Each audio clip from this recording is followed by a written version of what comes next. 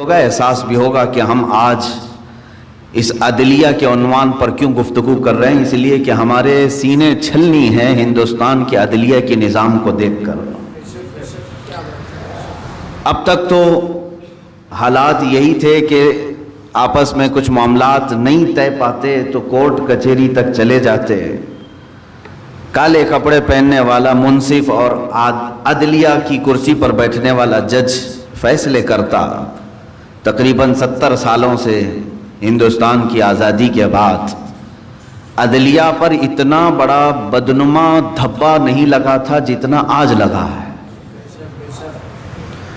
میں اس کی صرف لفاظی نہیں کروں گا، آپ کو گہرائی کے ساتھ سوچنے کی ضرورت ہے کہ جو ایک مٹھی بھر جماعت یہودی صفت جو ہندوستان میں بھی اپنے پنجے گاڑ رہی ہے، وہ جماعت ہے RSS، جس کا ہر ادارے میں دخل اس طرح سے ہو چکا ہے کہ سارے ادارے اپنی پیورٹی کھو چکے ہیں، چاہے وہ عدلیہ ہو، CBI ہو، پولیس ڈپارٹمنٹ ہو، یہ سب حکومت کے لیے دست و بازو ہیں، اور جب ان میں کوئی اپنی شخصی کردار کو داخل کرنے کی کوشش کرتا ہے تو نظام درہم برہم ہوتا ہے۔ لیکن خوف کی بات نہیں میرے عزیزوں، میرا دل آج بھی مطمئن ہے۔ میں نے بزرگوں کے اقوال پڑھے، ایک بہت پیارا قول فرمایا ایک بزرگ نے کہ کفر کے ساتھ حکومت تو چل سکتی ہے لیکن ظلم کے ساتھ حکومت نہیں چلے گی۔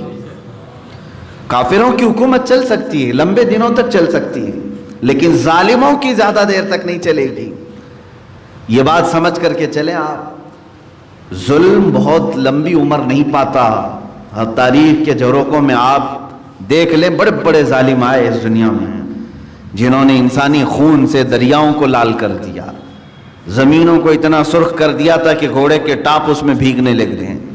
یہ سارے ظلم کی داستانیں رقم کرنے والے بڑے بڑے ظالم آئے دنیا میں، لیکن دنیا نے ان کا حشر بھی دیکھا، ان کا انجام بھی دیکھا، جو بہت ہی معمولی سی طاقت سے فنا ہو گئے ہیں۔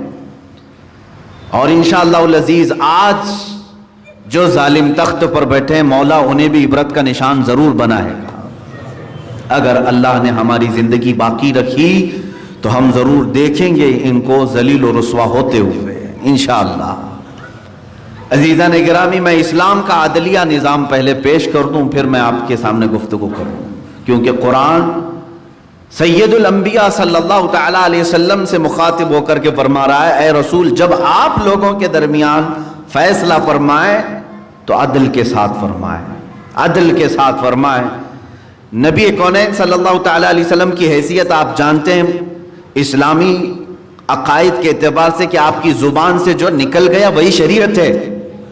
اللہ کے حبیب صلی اللہ تعالیٰ علیہ وسلم کو اختیار حاصل ہے اسلامی عقائد کی روشنی میں کہ آپ صلی اللہ تعالیٰ علیہ وسلم جس چیز کو چاہیں لوگوں کے لیے جائز فرما دیں اور جس چیز کو چاہیں ناجائز فرما دیں، لیکن انصاف کا تقاضا جب آئے تو اللہ تعالیٰ فرماتا ہے پھر عدل کے ساتھ آپ فیصلہ فرمائیں۔ حتیٰ کہ واقعات بھی اس بات کے شاہد ہیں کہ مدینہ طیبہ میں ایک مرتبہ ایک خاتون چوری میں پکڑی گئی، بنو مخزوم قبیلے کی ایک خاتون تھی، چوری میں پکڑی گئی، اور اسلام میں چوری کی سزا یہ ہے کہ ہاتھ کاٹ دیا جائے گا۔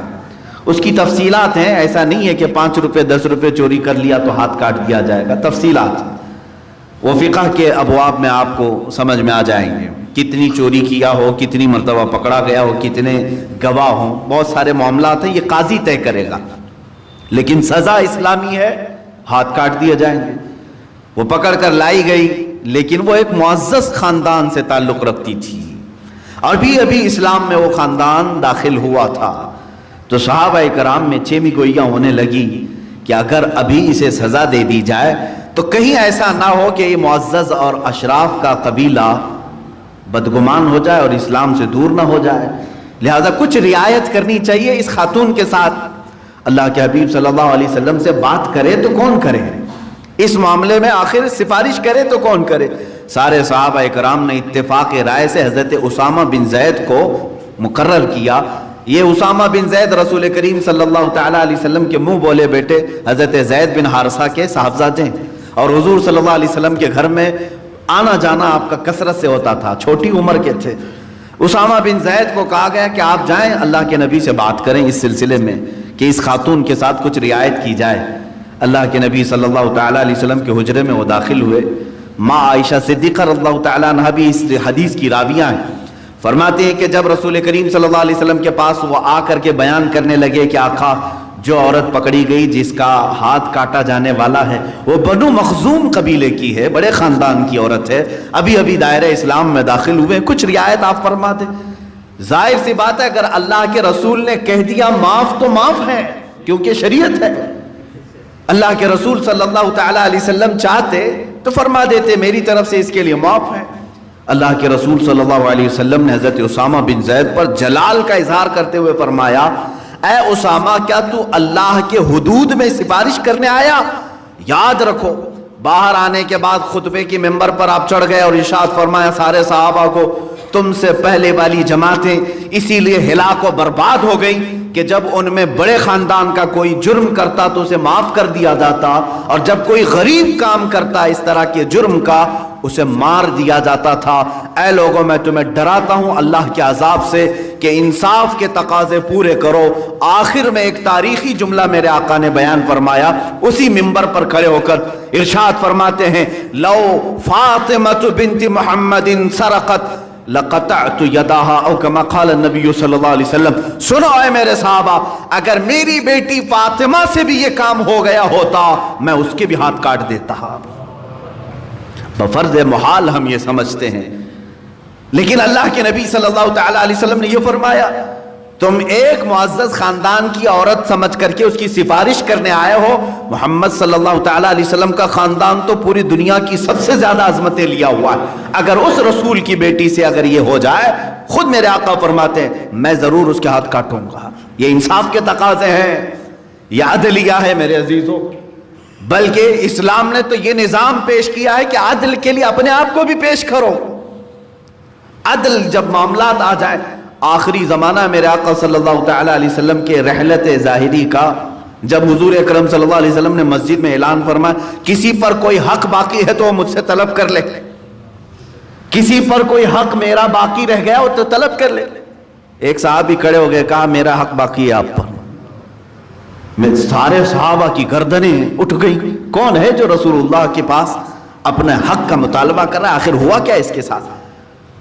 ان کو کھڑا کیا گیا، کیا حق باقی ہے؟ کہا فلاں دن جب جہاد میں جا رہے تھے، صفیں لگا رہے تھے، آپ نے چھڑی سے مجھے مارا تھا، میری پیٹھ پر یا پیٹ پر آپ کی چھڑی لگی تھی اور میں اس کا انصاف چاہتا ہوں۔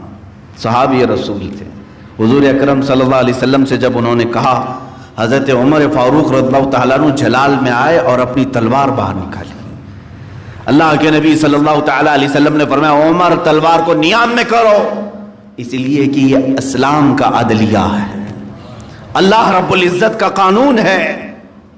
اللہ کے حبیب صلی اللہ علیہ وسلم کھڑے ہو گئے، کہا کہ مجھ سے تم جو بدلہ لینا چاہتے ہو لے لو، میں حاضر ہوں اپنے لیے۔ انہوں نے کہا جس وقت صفیں لگ رہی تھیں اس وقت میرے بدن پر، جسم پر جبہ نہیں تھا، خالی بدن تھا، تہبند تھی بس، تو لہٰذا آپ بھی اپنا جبہ مبارکہ اٹھا دیں۔ اتنی جرأت کون کرے گا؟ لیکن یہ اسلام کا عالی عدل ہے میرے عزیزوں۔ اللہ کے حبیب صلی اللہ تعالیٰ علیہ وسلم نے چوں چرا نہیں فرمایا، اپنا جبہ مبارکہ اٹھایا، حضور کے دونوں کندھوں کے بیچ میں مہر نبوت تھی جو سورج سے زیادہ چمکتی تھی۔ اس صحابی نے بڑھ کر کے اس مہر نبوت کا بوسہ لیا اور کہا میں نے بدلہ لے لیا، بس مجھے یہی چاہیے تھا۔ عزیزان گرام وقار، یہ تو ان کی عقیدت و محبت تھی، وہ ان کا عشق کا اظہار تھا، لیکن اسلام یہاں یہ بتاتا ہے کہ خود کائنات کے آقا و مولا شارع اسلام نے عدل کے سامنے اپنے آپ کو بھی پیش فرمایا، حتیٰ کہ سیدنا علی کرم اللہ وجہہ الکریم، مولا علی کرم اللہ وجہہ الکریم، جن کے عدل کے فیصلوں کے آج مثالیں دی جاتی ہیں میرے عزیزوں، جب حضرت عمر فاروق رضی اللہ تعالیٰ عنہ تخت خلافت پر بیٹھتے اور جب بھی کسی کا فیصلہ کرنا ہوتا تو پہلے دیکھتے علی ہے کہ نہیں ہے، حضرت علی مجمع میں ہیں کہ نہیں ہیں، اور فرماتے اگر حضرت علی کسی مجمع میں نہ ہو تو مجھے ڈر لگتا ہے کہ میں فیصلہ کرنے میں غلط نہ ہو جاؤں۔ وہ مولا علی کرم اللہ وجہہ الکریم جو عدلیہ کے نظام کے پورے ماہر تھے، زندگی میں ایک مرتبہ آپ کے ساتھ بھی ایسا ہوا کہ آپ کی زرہ چوری ہو گئی، لوہے کی زرہ۔ زرہ کہتے ہیں جنگوں میں پہننے والا جو لباس ہوتا تھا، لوہے کی ٹوپی ہوتی تھی، لوہے کا جبہ ٹائپ کا کہ تیر اس پر نہ چبھیں، یہ چوری ہو گئی، زرہ چوری ہو گئی۔ حضرت علی کرم اللہ وجہہ الکریم نے عدالت میں فیصلہ یہ مقدمہ کیا، اور اتفاق سے یہ زرہ ایک یہودی کے پاس مل گئی۔ ایک یہودی اس کو پہنا ہوا تھا یا اس کے پاس نظر آ گئی۔ حضرت علی کرم اللہ وجہہ الکریم اس وقت امیر المومنین ہیں، چاہتے تو اپنے قوت سے، اپنے طاقت سے اس کی زرہ کو لے لیتے، ارے تھوڑی سی پولیس بھیج دیں تو پورا گھر یہاں ختم ہو جاتا ہے۔ وہ مولا علی کرم اللہ وجہہ الکریم نے عدالت میں مقدمہ کیا کہ میری زرہ چوری ہوئی اور فلاں کے پاس نظر آئی۔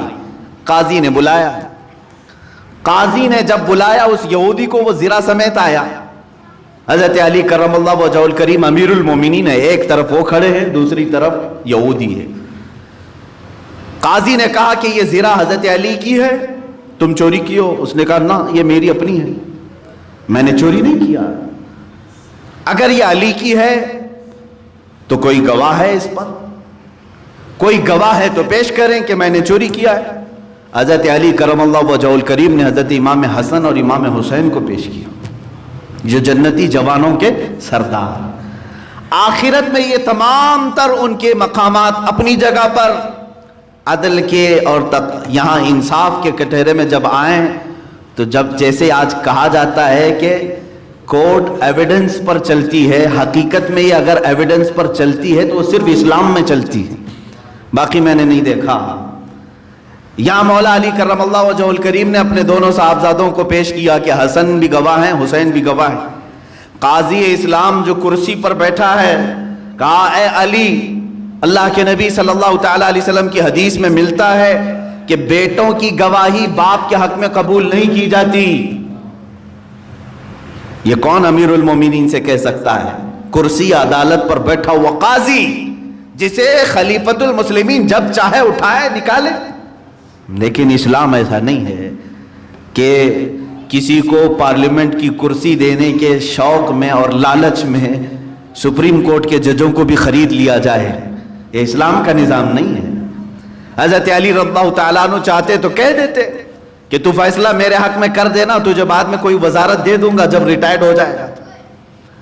حضرت علی رضی اللہ تعالیٰ عنہ کہتے ہیں اب ان کے علاوہ میرے پاس کوئی دوسرا گواہ نہیں، یہی دو ہیں،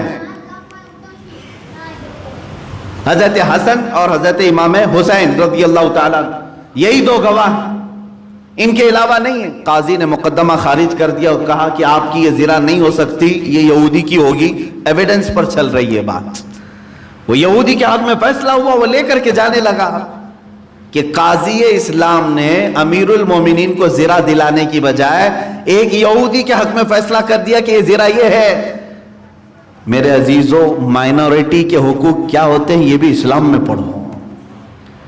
لیکن وہ یہودی عدالت کے کمرے سے باہر تک نہیں نکلا تھا کہ واپس آیا اور کہا قاضی اسلام سے کہ میں زرہ یہ پیش کرتا ہوں لیکن ساتھ میں اپنے آپ کو اسلام میں پیش کرتا ہوں، میں مسلمان ہونا چاہتا ہوں۔ کہا کیوں؟ کہا حقیقت تو یہ ہے کہ یہ زرہ علی کی ہی ہے، میں نے چوری ہی کی تھی، لیکن میں یہ دیکھا کہ آج اسلام کا نظام اتنا مضبوط ہے کہ اگر وقت کے امیر المومنین کے پاس گواہ نہ ہو تب بھی عدالت پر بیٹھا ہوا قاضی سامنے والے کو نہیں دیکھتا بلکہ جس کے حق میں ثبوت ہے اسی کے حق میں فیصلہ کرتا ہے۔ میں نے اسلام کے اس عدل پر اپنی جان نچھاور کرنے کے لیے اسلام میں اپنے آپ کو پیش کیا ہے۔ عزیزان گرامی وقار، ایک دو نہیں ہزاروں مثالیں میں تمہارے سامنے رکھ